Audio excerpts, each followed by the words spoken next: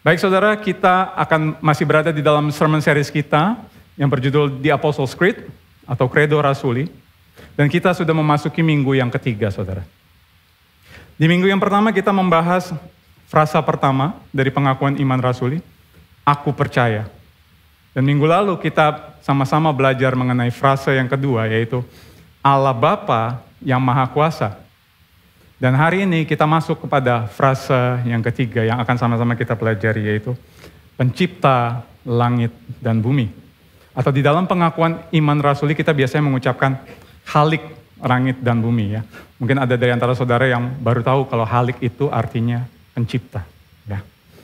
Nah saudara, kita tahu bahwa banyak pandangan bermunculan terkait siapa yang menciptakan dunia ini dan bagaimana dunia ini tercipta. Dimulai dari sejak zaman dahulu saudara. Sudah muncul mitologi kuno yang menceritakan tentang asal-usul bagaimana dunia ini terbentuk dan siapa yang menciptakannya. Misalnya di dalam budaya Tiongkok kuno, ada banyak versi mengenai bagaimana dunia ini diciptakan. Salah satunya misalnya tokoh bernama Pangu yang dikatakan muncul dari kekacauan sebelum dunia ini dibentuk. Dan Pangu dikatakan tinggal di langit dan dia mengatur benda-benda langit. Dan dia juga memisahkan antara daratan dan lautan.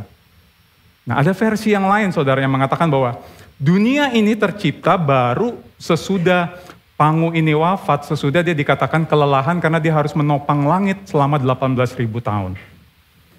Ada lagi versi yang lainnya yang mengatakan bahwa dunia ini diciptakan oleh dewa yang bernama Fuxi dan Nuwa. Diceritakan bahwa mereka menciptakan dunia ini selama 6 hari, saudara. Dan katanya pada waktu hari yang ke-7, Nuwa akhirnya menciptakan manusia karena dikatakan Nuwa ini merasa kesepian. Dan di situ diceritakan akhirnya terciptalah makhluk yang terbuat dari lumpur, katanya. Nah, ada juga mitologi lain yang berasal dari budaya Yunani kuno. Nah, salah satunya adalah kisah tentang sosok bernama Chaos, kekacauan, yang dikatakan tidak memiliki bentuk dan identitas yang jelas. Lalu kemudian lahirlah sosok lain yang berasal dari Chaos yang bernama Erebos, yang disebut sosok kegelapan. Dan kemudian juga lahirlah sosok bernama Nyx, yang dikatakan sebagai seorang dewi. Dan keberadaan 3 sosok ini yang kemudian dipercaya menjadi awal dari terbentuknya alam semesta. Selain itu, kita tahu ada lagi mitologi dari berbagai negara lainnya. Dari Mesir kuno, dari India kuno, dan berbagai negara lainnya.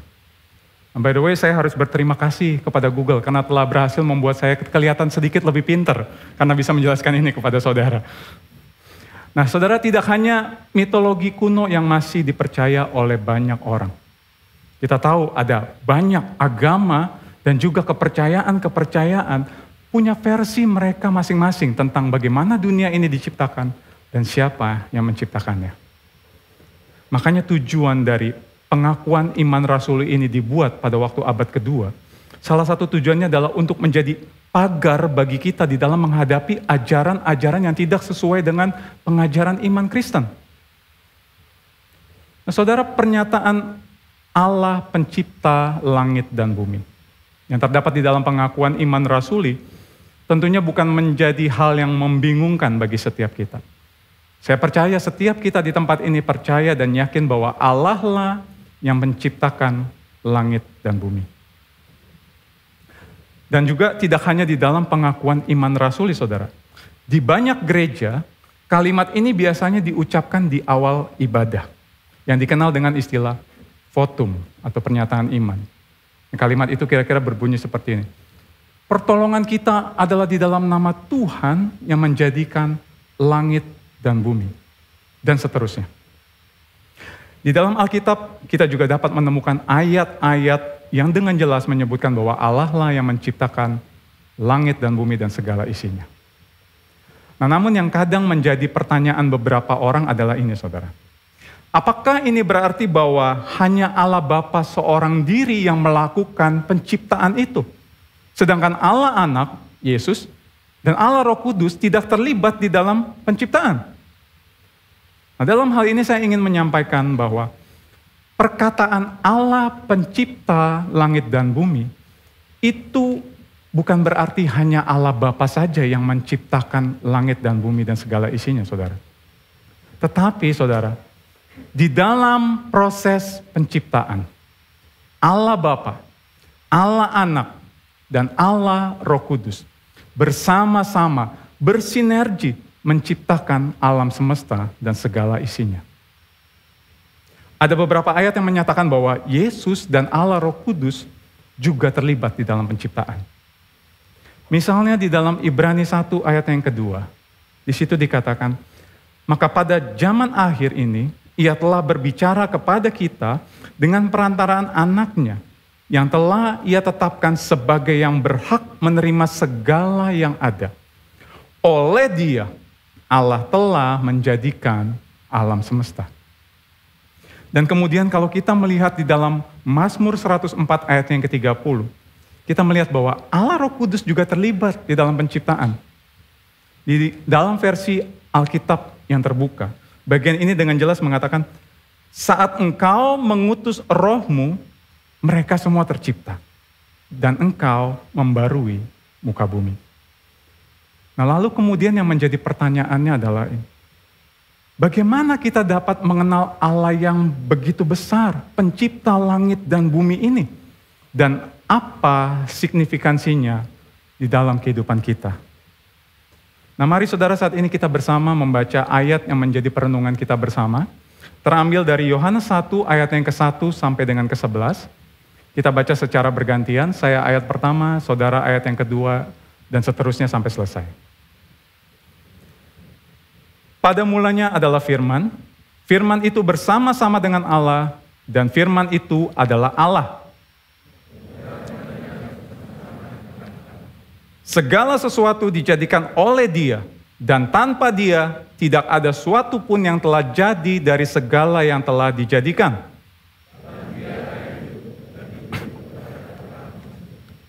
Terang itu bercahaya di dalam kegelapan, dan kegelapan itu tidak menguasainya. Ia datang sebagai saksi untuk memberi kesaksian tentang terang itu, supaya oleh Dia semua orang menjadi percaya.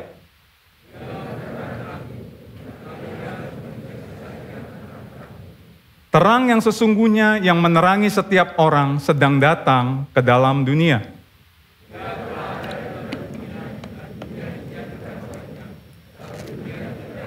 Bersama-sama, Ia datang kepada milik kepunyaannya, tetapi orang-orang kepunyaannya itu tidak menerimanya. Sampai sedemikian jauh pembacaan firman Tuhan. Nah mungkin ada dari antara saudara yang bertanya, mengapa ayat bacaan kita terambil dari Yohanes 1? Bukankah bagian ini menceritakan tentang Yesus? Sedangkan yang sedang kita bahas adalah tentang Allah Bapa. Nah justru karena alasan inilah saudara. Saudara, inilah perbedaan antara iman Kristen dengan agama-agama dan kepercayaan lainnya. Kalau dari khotbah minggu lalu, kita tahu bahwa di dalam pengakuan iman kita, kita tidak hanya berkata, aku percaya kepada Allah. Banyak agama-agama dan kepercayaan-kepercayaan yang berkata, aku percaya kepada Allah. Tapi iman Kristen tidak berhenti sampai di situ, saudara. Iman Kristen berkata, aku percaya kepada Allah Bapa yang Maha Kuasa.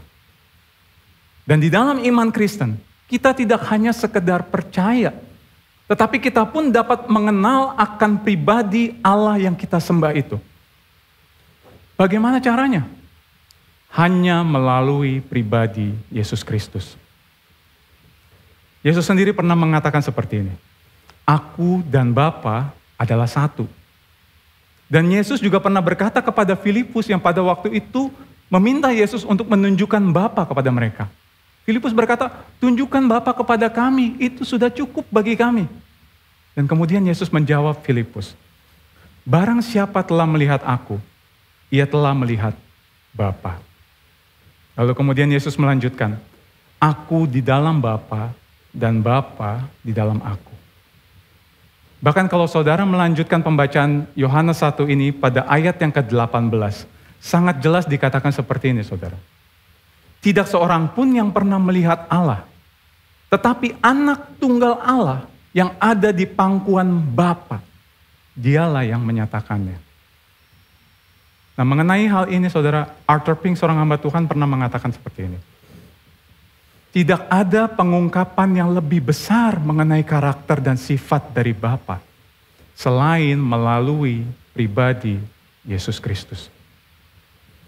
Oleh sebab itu, dari bagian ini, saudara, ada 3 poin yang akan bersama kita renungkan. Yang pertama adalah mengenal Allah Pencipta melalui Yesus Sang Pencipta. Lalu yang kedua, Sang Pencipta yang ditolak ciptaan.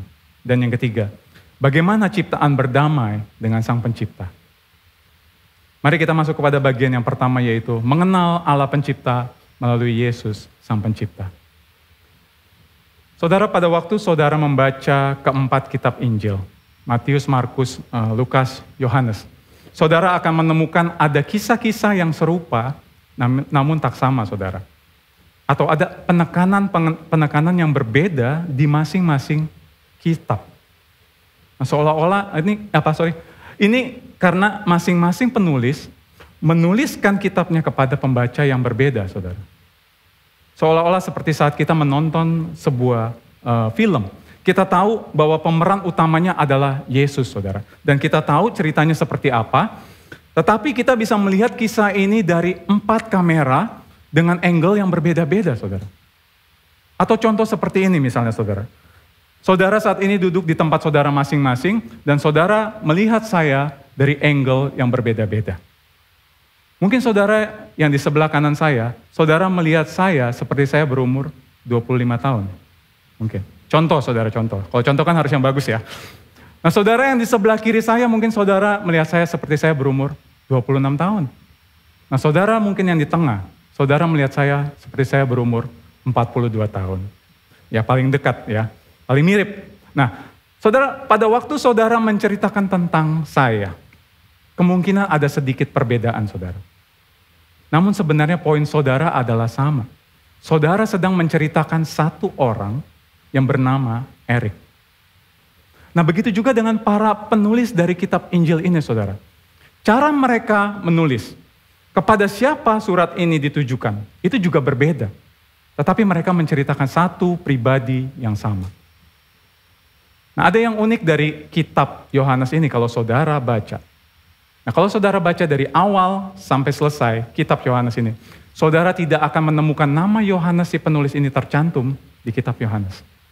Ada nama Yohanes, tapi itu Yohanes yang lain, Yohanes Pembaptis.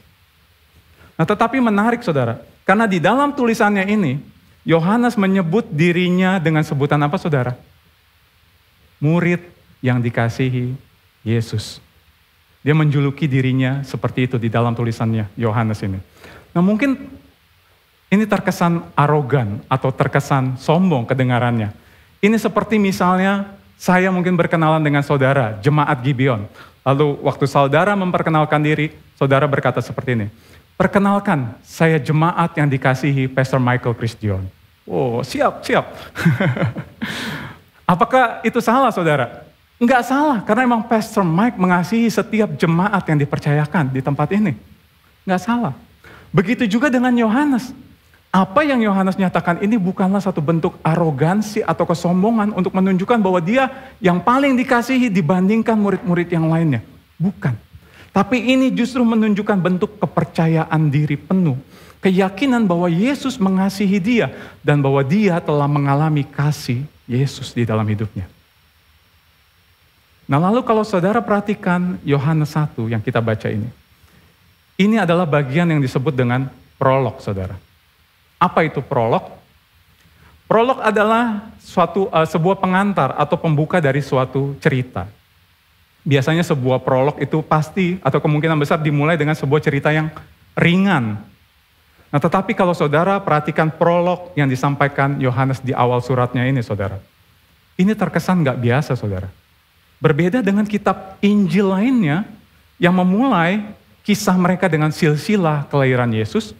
Lalu ada bagian Markus yang menceritakan awal mula Yesus dibaptis oleh Yohanes Pembaptis sebelum memulai pelayanannya. Tetapi Yohanes membuka tulisannya dengan sebuah kesimpulan yang sangat kuat tentang siapa pribadi Yesus yang diceritakannya. Seperti kalau kita menonton sebuah film, Yohanes seolah memberikan spoiler atau bocoran di dalam film yang ia tonton.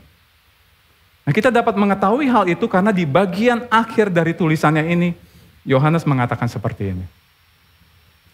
Tetapi semua yang tercantum di sini, di dalam kitab Yohanes ini, yang dia tulis, telah dicatat supaya kamu percaya bahwa Yesuslah Mesias, Anak Allah, dan supaya kamu oleh imanmu memperoleh hidup dalam namanya.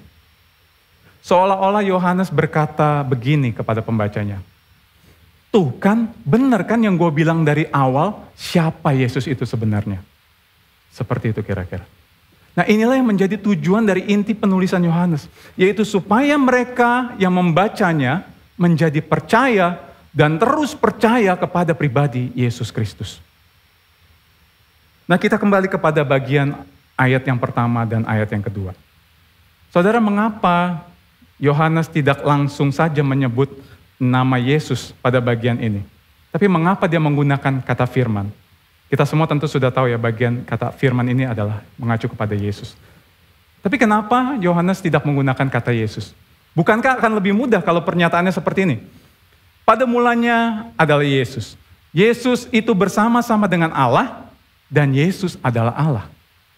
Bukankah akan lebih mudah dia mengerti? Tapi mengapa Yohanes menggunakan kata firman? Saudara, waktu saya masih kuliah, saya pernah membaca ayat ini, saudara.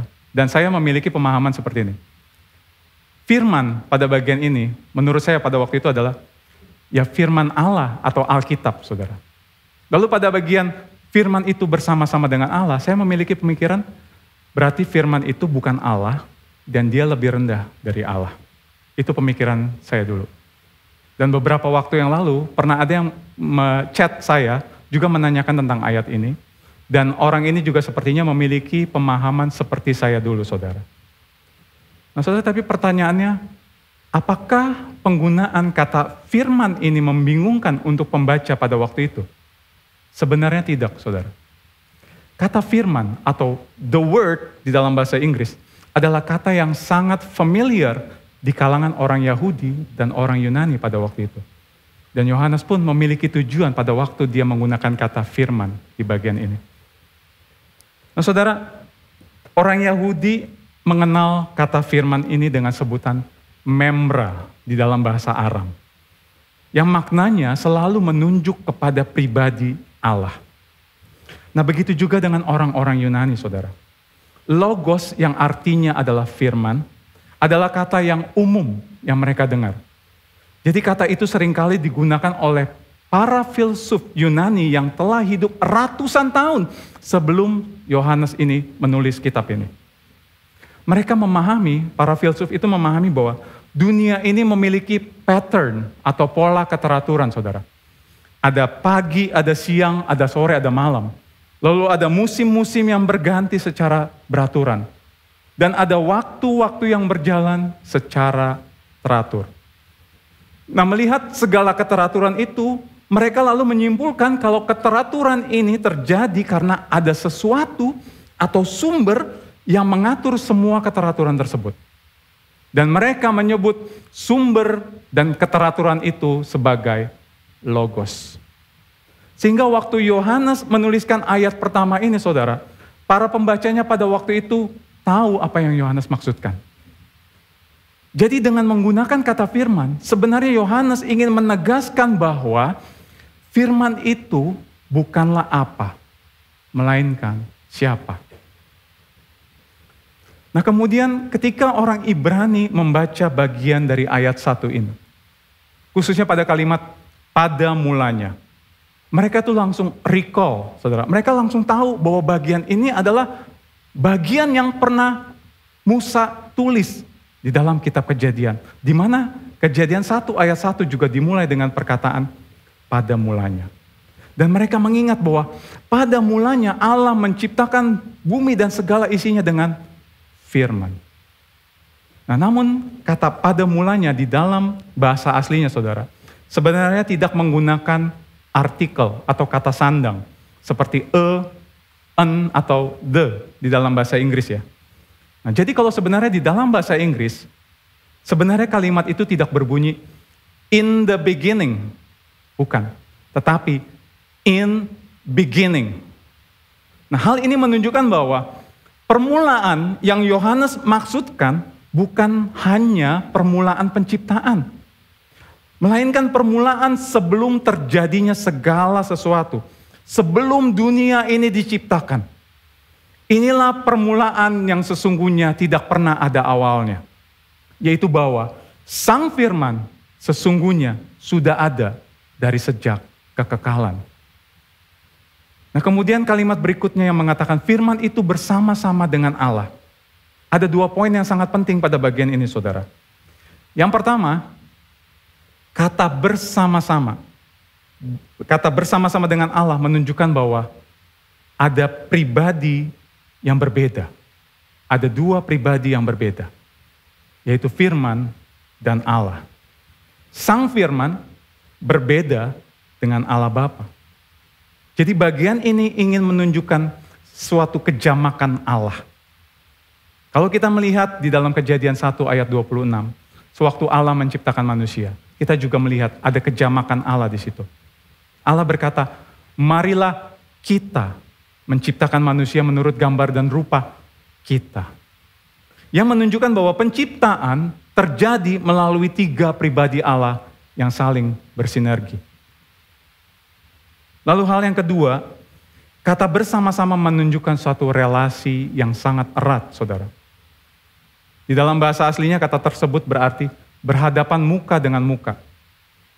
Kalau di dalam Yohanes 1 ayat 18 yang tadi baru saja kita baca, kita melihat kalimat yang menunjukkan akan keeratan itu, saudara. Di situ dikatakan, tidak seorang pun pernah melihat Allah, tetapi anak tunggal Allah yang ada di pangkuan Bapa, dialah yang menyatakannya.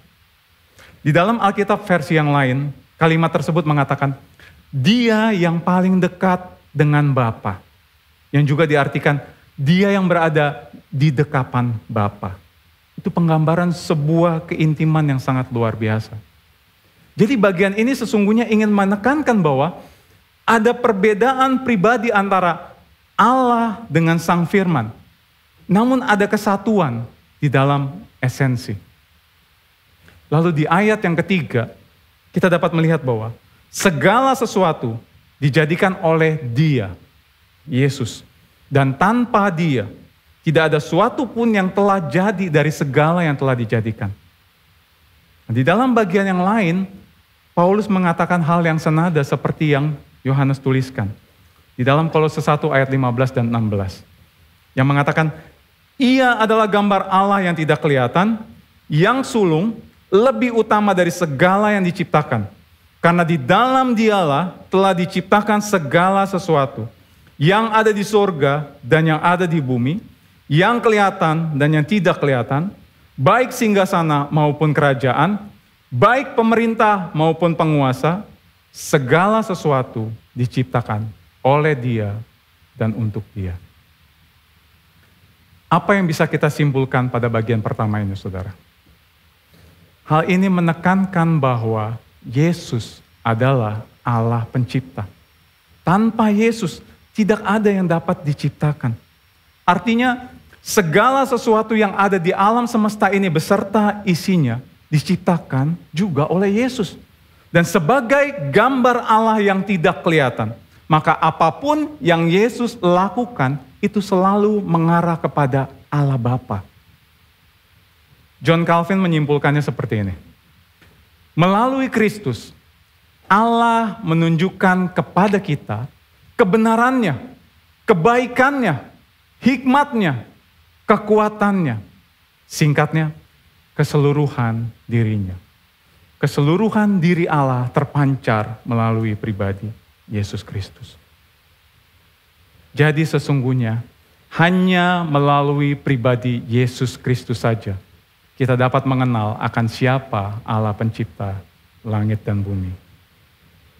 Nah, pertanyaannya bagi kita saat ini adalah, siapakah Yesus bagi kita? Mungkin sebuah pertanyaan yang simpel dan mudah dijawab.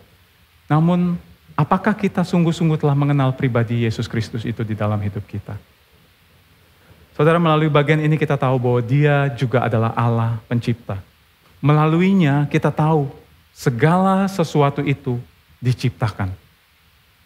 Nah saudara, ciptaan selalu memancarkan kepada penciptanya. Misalkan kita melihat ada jam tangan yang saudara miliki ataupun handphone yang saudara miliki. Kita melihat betapa canggihnya jam saudara atau handphone saudara. Maka kita bisa dengan yakin tahu bahwa pasti ada yang menciptakan barang-barang tersebut.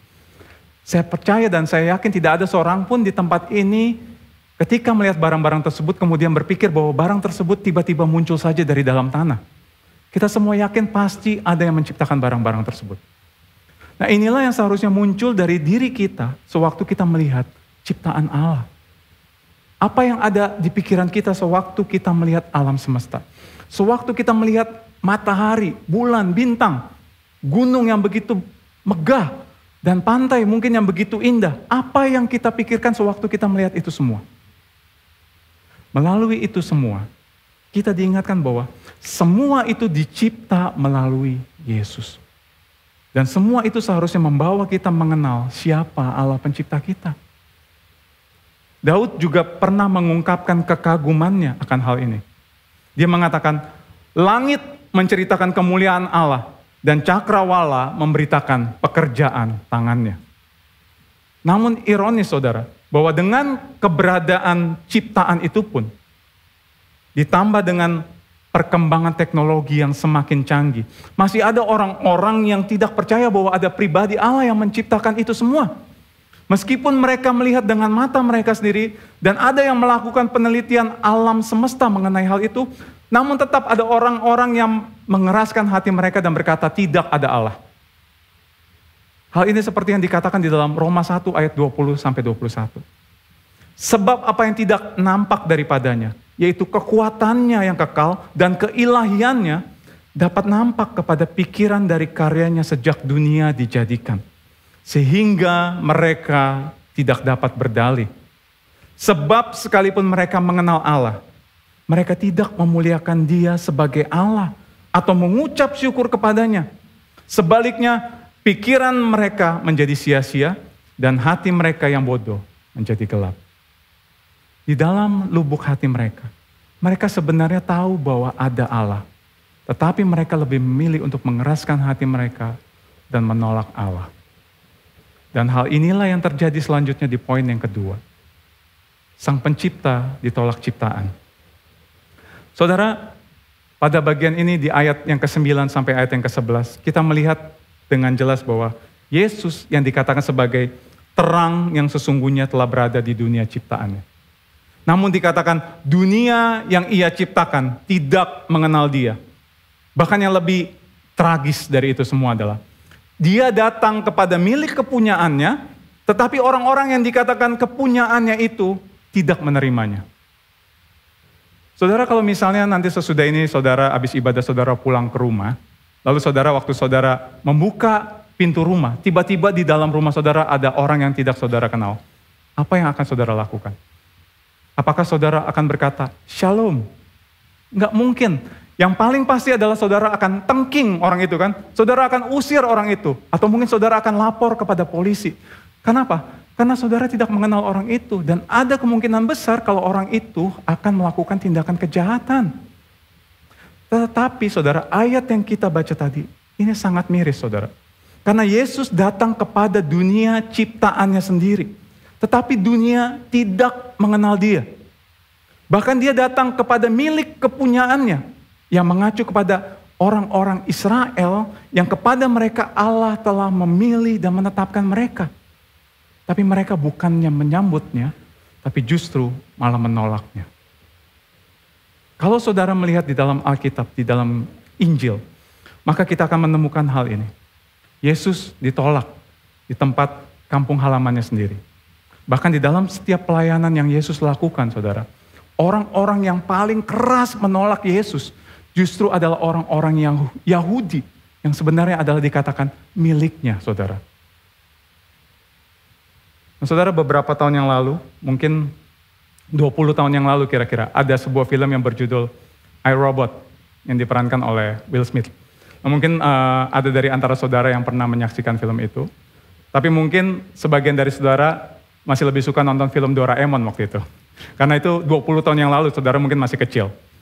Nah saudara, film iRobot ini menceritakan orang-orang yang pada waktu itu hidup berdampingan dengan robot. Nah sekarang kita sudah melihat ya, ada orang-orang yang juga hidup berdampingan dengan robot. Nah tujuan dari robot-robot itu diciptakan adalah untuk melayani manusia. Jadi robot itu tujuannya dibuat adalah untuk membantu meringankan pekerjaan dari manusia. Namun ternyata robot-robot yang didesain untuk membantu manusia itu justru berbalik menyerang manusia.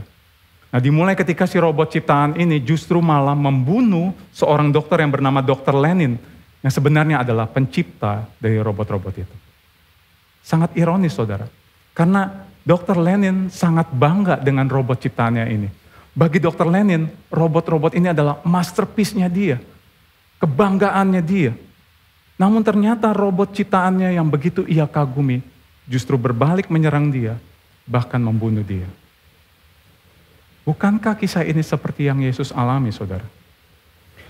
Saudara, Yesus datang kepada miliknya, kepunyaannya, ciptaannya sendiri. Tetapi ciptaannya yang seharusnya paling mengenal dia, yang seharusnya paling menghormati dia, yang seharusnya paling mengasihi dia, justru menolak dia, bahkan membunuh dia. Yesus pernah mengisahkan penolakan yang ia alami ini di dalam sebuah perumpamaan, saudara. Yesus bercerita, ada seorang tuan tanah yang membuka kebun anggur dan membuat pagar di sekelilingnya. Lalu kemudian dia menyewakan kebun anggur itu kepada penggarap-penggarap, dan kemudian ia pergi ke negeri lain. Beberapa waktu kemudian, ketika musim panen, tuan tanah ini kemudian mengirimkan hamba-hambanya untuk meminta sebagian dari hasil panen itu kepada si penggarap-penggarap itu, yang menjadi haknya. Tapi yang dilakukan si penggarap-penggarap tanah itu adalah, mereka menangkap hamba-hamba itu, dan sebagian ada yang dibunuh. Kemudian tuan tanah ini kembali mengirimkan hamba-hambanya untuk meminta sebagian dari hasil panen itu kepada si penggarap-penggarap.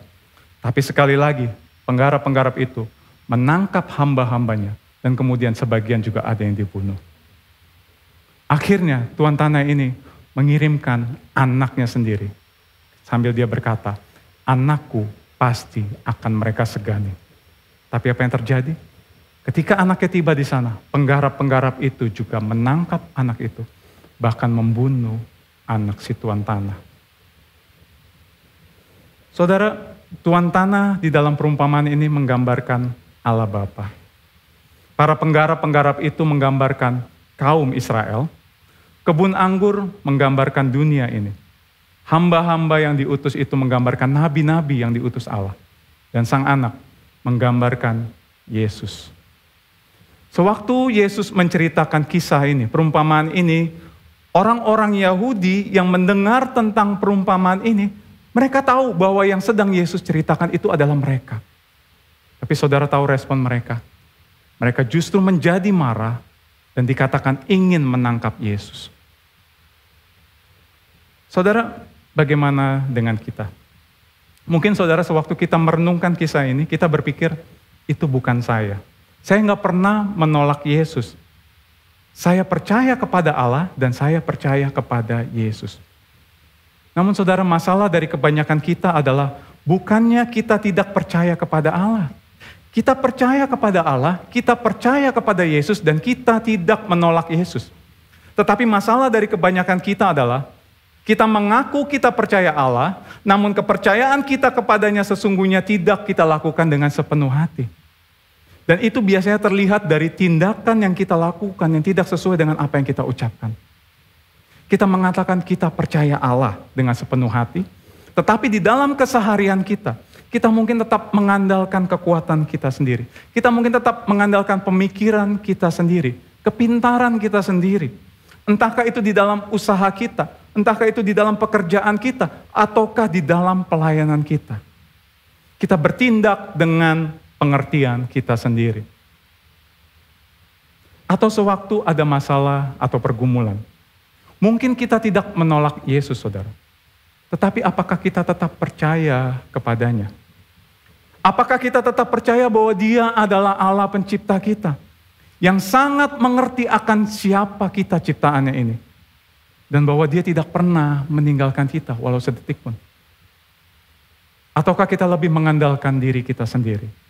Harta kita, keuangan kita, jabatan kita. Kita meletakkan iman percaya kita kepada hal-hal tersebut lebih daripada kita meletakkan iman percaya kita kepada Allah. Dalam hal ini kita perlu berkaca dari orang-orang yang mengaku Tuhan tidak ada, saudara. Karena mereka menjalani apa yang mereka percayai dengan satu keyakinan. Tuhan tidak ada. Sementara banyak dari kita yang mengaku Tuhan ada, percaya kepada Tuhan dan tidak menolak Tuhan, tapi di dalam menjalani kehidupan, kita bertindak seolah-olah Tuhan tidak ada. Karena kita lebih memikirkan atau menggunakan akal pikiran kita sendiri. Di dalam ayat yang kita baca tadi juga, dikatakan Yesus adalah terang yang sesungguhnya. Nah, namun sayangnya saudara, kadangkala kita terkecoh dan akhirnya kita tidak mengikuti terang yang sesungguhnya itu. Tapi kita justru mengikuti terang yang lain. Terang yang palsu, saudara. Misalnya di dalam kita melihat kebahagiaan. Kebahagiaan yang kita kejar justru adalah kebahagiaan yang tidak sesuai dengan apa yang Injil ajarkan. Kita mengejar lebih banyak harta. Kita mengejar kesuksesan. Kita mengejar lebih tinggi untuk mendapatkan jabatan yang lebih tinggi. Karena kita pikir itulah yang akan membuat kita bahagia. Kita lupa bahwa semua itu hanya bersifat sementara. Semua itu memang dapat memberikan kita kebahagiaan, tetapi hanya sementara. Itulah yang menjadi kecenderungan hati kita akibat dosa. Namun saudara, meskipun kita kadangkala melupakan Dia, dan kadangkala kita meninggalkan Dia, kita bersyukur bahwa Allah yang kita sembah, Dia bukanlah Allah yang menciptakan kita lalu Dia pergi meninggalkan kita. Karena kalau itu yang terjadi saudara, maka hari ini kita semua adalah di dalam kematian yang kekal selama-lamanya, jikalau itu yang terjadi. Karena berikutnya inilah yang Allah lakukan di dalam hidup kita. Kita masuk poin yang ketiga. Bagaimana ciptaan berdamai dengan Sang Pencipta. Saudara, pada ayat ke-12 dan ke-13 dikatakan, tetapi semua orang yang menerimanya diberinya kuasa supaya menjadi anak-anak Allah, yaitu mereka yang percaya dalam namanya. Orang-orang yang diperanakan bukan dari darah atau dari daging, bukan pula secara jasmani oleh keinginan seorang laki-laki, melainkan dari Allah. Di bagian sebelumnya kita melihat bahwa Yesus mengalami penolakan dari ciptaannya sendiri dan dari orang-orang yang dikatakan miliknya. Namun di bagian yang kita baru baca tadi saudara, ada satu kabar baik, yaitu bahwa tidak semua ciptaan menolak Yesus. Melainkan ada orang-orang yang dikatakan menerima Dia. Dan bahwa orang-orang yang menerima Dia dikatakan diberi kuasa untuk menjadi anak-anak Allah. Nah, lalu yang menjadi pertanyaannya adalah, bagaimana kita dapat menerima Dia? Bagaimana kita akhirnya menjadi anak-anak Allah? Kalau orang-orang Yahudi saja, bangsa Israel yang dikatakan miliknya, tidak semuanya disebut anak-anak Allah, bagaimana hal tersebut bisa berlaku bagi kita? Nah saudara, perkataan tetapi semua orang yang menerimanya diberi kuasa, itu bukan berarti kita yang datang kepada Allah terlebih dahulu, lalu kemudian Allah menjadikan kita anak-anaknya. Kalau itu yang terjadi saudara, maka keselamatan adalah karena atas dasar inisiatif kita. Saudara, di dalam iman Kristen yang kita percayai, seseorang tidak secara natural menjadi anak-anak Allah. Tetapi seseorang menjadi anak Allah hanya melalui kelahiran baru. Nah, pada bagian ini saudara, kita melihat satu kebenaran yang kita sebut sebagai doktrin adopsi. Di mana kita yang tadinya adalah hamba dosa, kini menjadi anak-anak Allah. Dan adopsi yang terjadi saudara, yang mengubah status kita dari hamba dosa menjadi anak Allah, bukanlah berdasar atas keputusan kita, tetapi semata karena keputusan Allah sendiri. Saudara, kalau misalnya ada satu pasangan suami istri yang mau mengadopsi seorang anak, Apakah pilihan untuk mengadopsi itu bergantung pada si anak? Enggak. Keputusan itu diambil oleh pasangan yang hendak mengadopsi anak tersebut. Jadi pada waktu sepasang suami istri ini memutuskan untuk mengadopsi seorang anak, maka anak tersebut dibawa menjadi bagian dari keluarga yang mengadopsi. Keberadaan anak ini terikat menjadi bagian dari keluarga yang baru. Adopsi bukan sebuah pertukaran, saudara, melainkan sebuah relasi yang baru. Nah, saudara, saya dan istri saya belum memiliki anak, dan kami belum pernah mencoba untuk melakukan adopsi secara formal atau resmi. Tetapi kami pernah mencicipi seperti apa sih adopsi itu kayaknya. Nah, ini foto kami 11 tahun yang lalu, saudara. Kok kayaknya mudaan sekarang ya, saudara? 11 tahun yang lalu, saudara. Nah, kami pernah pada waktu itu merawat anak dari teman kami. Jadi waktu itu singkat cerita, teman kami sedang mengalami masalah keluarga, dan dia tinggal di Jakarta seorang diri, saudara. Sedangkan cuti melahirkannya sebentar lagi akan berakhir, dan dia harus masuk kerja. Dan tidak ada yang menjaga anaknya. Nah, akhirnya saya dan Yulia memutuskan untuk membantu merawat anak ini. Dimulai dari 1 bulan, saudara. Gak kerasa kami merawat anak ini 9 bulan lamanya, saudara. Yulia yang pada mulanya dari awal melihat anak ini sudah jatuh hati, saudara, dan kasihan. Saya mulanya biasa aja, saudara. Tapi seiring berjalannya waktu, saya menjadi sangat sayang sama anak ini. Kami tidur di kamar yang sama, di ranjang yang sama. Sesekali dia ngompol di ranjang kami. Kami juga memberikan dia susu kalau dia menangis atau dia lapar. Kami memberikan dia pakaian yang terbaik, makanan yang bergizi untuk dia bisa tumbuh sehat. Dan gak jarang juga saya juga pernah menularkan sakit kepada anak ini, saudara. Dan itu membuat saya sangat sedih. Nah, keluarga besar dan juga teman-teman kami sudah menganggap anak ini menjadi bagian dari keluarga kami. Nah, waktu akhirnya kami harus mengembalikan anak ini kepada mamanya, itu bukan perkara mudah, saudara. Ada drama dan air mata di situ. Saya ingat hari terakhir sebelum kami mengantarkan anak ini, kami itu beribadah di gereja, saudara. Dan di gereja itu, saudara, dari awal sampai selesai, kami itu nangis, saudara. Tapi untungnya gereja kami waktu itu, nangis itu biasa, saudara. Kami dikira mungkin sedang mengalami lawatan Tuhan waktu itu. Nah, saudara, inti dari cerita yang ingin saya sampaikan adalah ini. Adopsi singkat yang kami lakukan adalah atas dasar keputusan kami. Hati kami yang kami berikan sepenuhnya untuk anak ini juga adalah atas dasar keputusan kami, bukan atas dasar keputusan si anak. Begitu pula dengan adopsi yang Allah lakukan kepada kita. Itu adalah murni keputusan Allah, bukan keputusan kita. Lalu apa yang menjadi alasan Allah memilih kita untuk menjadikan kita anak-anaknya? Kita nggak tahu, saudara. Tapi yang pasti, dasar pemilihan Allah untuk menjadikan kita anak-anaknya adalah bukan atas dasar apa atau siapa kita. Dasar pemilihan Allah bukanlah karena usaha kita atau perbuatan kita. Dasar pemilihan Allah bukanlah karena ketulusan hati kita. Karena kita tahu akibat dosa, kecenderungan hati kita adalah jahat. Dan dasar pemilihan Allah bukanlah atas dasar siapa kita, dari suku apa kita, yang seperti mungkin yang dipikirkan bangsa Israel pada waktu itu. Karena Allah sendiri yang pada waktu itu berkata kepada bangsa Israel seperti ini, saudara. Di dalam Ulangan 7 ayat yang ke-7, versi bahasa Indonesia masa kini mengatakan, kamu dicintai dan dipilih Tuhan, bukan karena kamu lebih besar dari bangsa-bangsa lain. Sesungguhnya kamu adalah bangsa yang paling kecil di muka bumi. Saudara, kadangkala ya di dalam keberdosaan kita tuh merasa kalau kita sudah mengenal Tuhan, kalau kita bisa percaya kepada Yesus, atau kalau kita bisa mengerti Injil, itu kita merasa itu karena usaha kita. Karena perbuatan kita, karena apa yang kita lakukan. Jadi kita merasa pantas untuk disebut anak-anak Allah.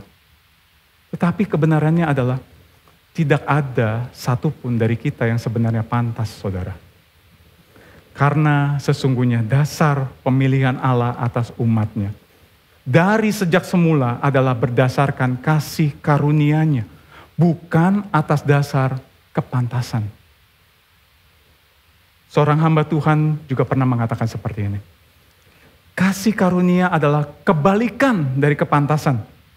Kasih karunia bukan hanya kemurahan yang tidak selayaknya diterima, tetapi kasih karunia adalah kemurahan yang ditunjukkan kepada orang yang sebenarnya pantas menerima yang sebaliknya. Saudara, kitalah orang-orang yang sebenarnya pantas menerima yang sebaliknya, bukan kasih karunia. Tetapi justru Allah memberikan kita kasih karunia-Nya. Lalu bagaimana kasih karunia itu bisa dinyatakan kepada kita? Bagaimana kita ciptaan yang berdosa ini bisa berdamai dengan Sang Pencipta dan dapat menjadi anak-anak Allah? Disinilah gospel connection-nya, saudara. Saudara, ratusan tahun sebelum Yohanes menulis kitab ini, Salomo, seorang raja yang sangat terkenal, di dalam doanya dia pernah bertanya seperti ini sewaktu bait Allah telah selesai didirikan.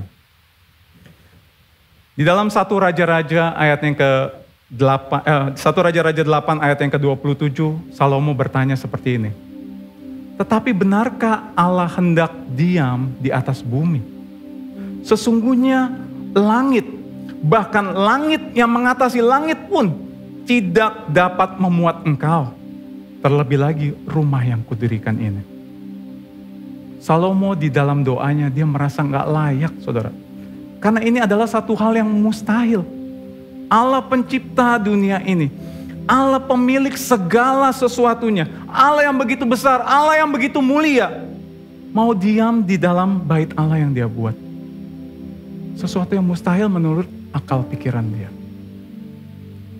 Tapi kita tahu, saudara, ratusan tahun kemudian, Allah seolah menjawab pertanyaan Salomo. Allah pencipta itu sungguh turun ke dalam dunia ciptaannya. Yohanes 1 ayat 14a mengatakan, firman itu telah menjadi manusia dan diam di antara kita. Allah bertabernakel di antara umatnya. Allah berkemah di antara ciptaannya. Bahkan Yesus, Sang Firman itu, dia tidak hanya turun ke dunia ciptaannya. Sang Pencipta itu turun ke dunia menjadi ciptaan sama seperti kita. Di dalam bahasa aslinya, Yohanes mengatakan, firman itu turun menjadi daging. Untuk menekankan bahwa Yesus, selain dia Allah yang sejati, dia juga adalah manusia yang sejati. Yesus bisa mengalami sakit. Yesus bisa mengalami luka secara fisik. Yesus turut merasakan apa yang manusia umumnya rasakan. Bahkan lebih lagi, di dalam Filipi mengatakan dengan jelas sewaktu Yesus menjadi manusia. Dikatakan Yesus mengambil rupa seorang hamba. Dan Yesus taat, bahkan taat sampai mati di atas kayu salib. Demi kita, miliknya itu yang menolak dia. Yesus yang dari sejak kekekalan selalu ada bersama dengan Bapa. Yesus yang sejak semula berada di pangkuan Bapa. Di dalam dekapan Bapa. Harus mengalami keterpisahan dengan Bapa. Karena Yesus harus meminum cawan murka Allah Bapa yang seharusnya ditimpakan kepada kita. Bahkan Allah Bapa yang sangat mengasihi Yesus. Dia harus memalingkan wajahnya dan membiarkan anaknya yang sangat dikasihinya itu untuk menjalani salib itu seorang diri. Di salib itu, Yesus Sang Pencipta, dia merelakan dirinya ditolak. Dia merelakan dirinya dihina, disiksa, bahkan dibunuh oleh ciptaannya sendiri. Tetapi justru melalui salib, ciptaannya yang seharusnya pantas untuk dibinasakan, justru mengalami kemurahan Allah, bahkan memperoleh bagian untuk menjadi anak-anak Allah. Saudara bayangkan akan ada di mana kita saat ini tanpa kasih karunia Allah. Apa jadinya kita saat ini seandainya Allah Sang Pencipta itu tidak memberikan anaknya yang sangat dikasihinya, Yesus, untuk turun ke dunia, menjadi ciptaan dan mengorbankan dirinya mati di atas kayu salib bagi kita. Oleh sebab itu saudara, saat ini mari kita tanyakan kepada diri kita masing-masing. Apa yang kadang-kala membuat kita ragu akan kasih dan penyertaannya di dalam hidup kita? Sadarkah kita akan betapa besar pengorbanannya bagi kita, sehingga kita dapat disebut anak-anak Allah? Saudara, sadarkah kita bahwa Allah Pencipta yang begitu agung dan mulia itu, Dia rela memberikan yang terbaik, anaknya yang sangat dikasihinya. Kalau yang terbaik saja sudah Dia berikan, saudara, masihkah kita ragu akan kasihnya dalam hidup kita? Oleh sebab itu, ketika kita mengetahui kebenaran ini, saudara, maka respon kita seharusnya adalah kita bertobat dari meragukan kasih-Nya dan dari menganggap murah kasih dan pengorbanannya bagi kita. Dan kita menyadari bahwa sebenarnya kita adalah orang-orang yang tidak pantas menerima kemurahan Allah, namun kita menerima kemurahan Allah melalui kasih karunia-Nya itu. Maka respon kita selanjutnya adalah kita menjadi orang-orang yang seharusnya rendah hati, saudara. Kita menjadi orang-orang yang seharusnya senantiasa bersyukur. Dan kita menjadi orang-orang yang seharusnya senantiasa rindu untuk memberitakan kabar baik ini, agar orang lain yang belum pernah mendengar kabar baik Injil ini juga boleh mengalami kemurahan seperti Allah memberikan kemurahan itu kepada kita, saudara. Saya undang setiap kita bangkit berdiri. Sehingga inilah implikasi dari perenungan kita hari ini. Karena Allah Pencipta itu telah berserta dengan kita, maka kita dapat menghadapi masa depan dengan keyakinan akan penyertaan-Nya. Karena Allah Pencipta itu beserta dengan kita, maka kita percaya bahwa Dia berdaulat penuh atas hidup kita. Dan karena Allah Pencipta itu beserta dengan kita, kita tidak khawatir akan kebutuhan kita sehari-hari. Karena yang terbaik sudah Ia berikan pada kita. Amin.